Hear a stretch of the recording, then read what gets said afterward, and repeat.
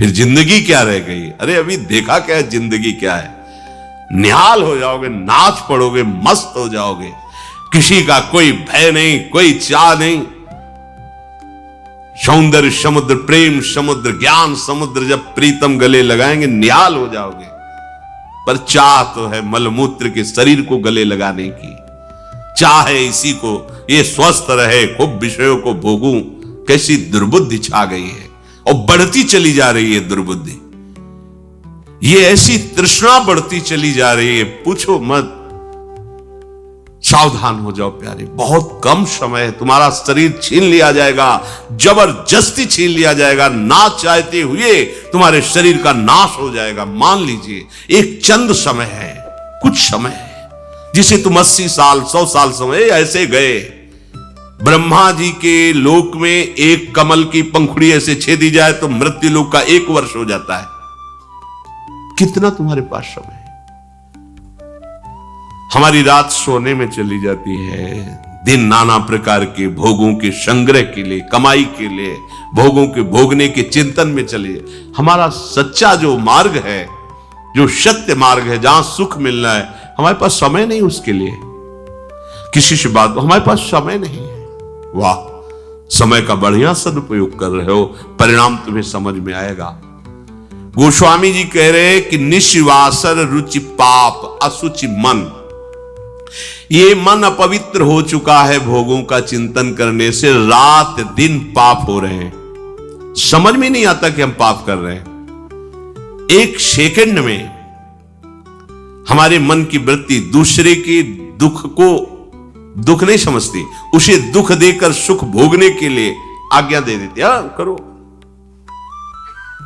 बस जितनी सुंदरता संसार में उसके सबके मैं भोगता बन जाऊं। मलिन मन, यहां कुछ सुंदर है क्या? अगर एक दिन 10-20 बार सोच हो जाए, ऐसी दवा खवा दो, फिर उसी के देखो चेहरे की कांति कैसी हो जाएगी। अगर 2-3 दिन हालत चलती रही, देखने लायक नहीं रह जाएगा चेहरा। इसको तुम कुछ खास समझते हो? पानी का बुलबुला फूटने में देर नहीं लगती, पर तुम कमा क्या रहे हो? एक कर्म भूमि है, तुम यहां आए हो अच्छे कर्म करने के लिए, प्रभु की प्राप्ति के लिए, महासुख प्राप्ति के लिए। पर कह रहे निश्वासर रुचि पाप, रुचि पूर्वक पाप कर रहे हैं। छल पूर्वक आपने किसी का धन अपहरण कर लिया, किसी की हिंसा कर दी, व्यभिचार कर लिया। आप अपने मित्रों में बैठकर अहंकार पूर्वक बात करते, तुम्हें पता है मैंने इतने रुपए उड़ा दिए, उसको पता भी नहीं चलने दिया। पता है तुमने आज हमने उसके साथ एक गलत किया, कोई कुछ नहीं कर सकता। इतने वीर नहीं हो।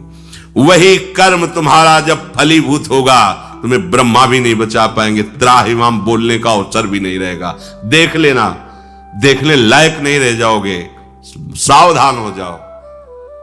देखो ये सत्संग है तुम्हें सत्य वस्तु की अनुभूति कराने के लिए। तुम जहां असत में राग किए हो तो चुभेगा, तुम्हें जलन पैदा होगा। हम चाहते हैं कि तुम्हारे हृदय में ये बात लगे और तुम्हारी शूरवीरता जागृत हो, जो भगवद अंश की है, और तुम असत का त्याग करके भगवत मार्ग के पथिक बनो।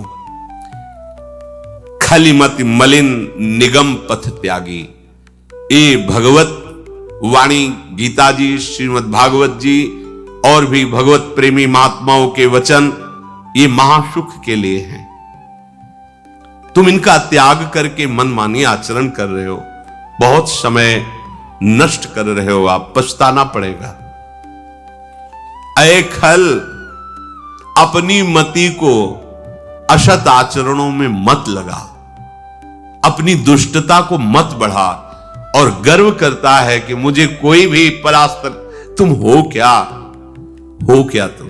एक सेकंड में दिल की गति रुक जाए, तुम हो क्या? कुछ नहीं हो, कुछ नहीं रोक सकते हो। सावधान हो जाओ।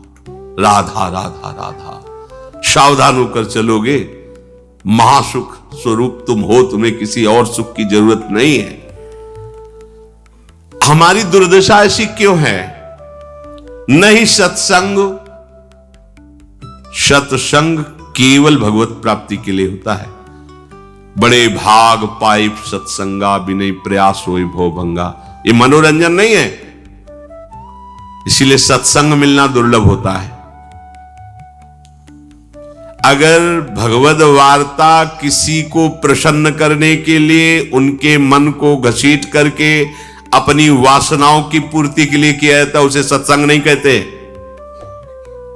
हम ऐसा बोले कि सामने वाला प्रभावित हो और अपनी जेब से पैसा निकाल के हमारे पास रख के हमारे ऊपर श्रद्धा करे, हमारा प्रणाम करे, हमारी यश कीर्ति हो, यह सत्संग नहीं है।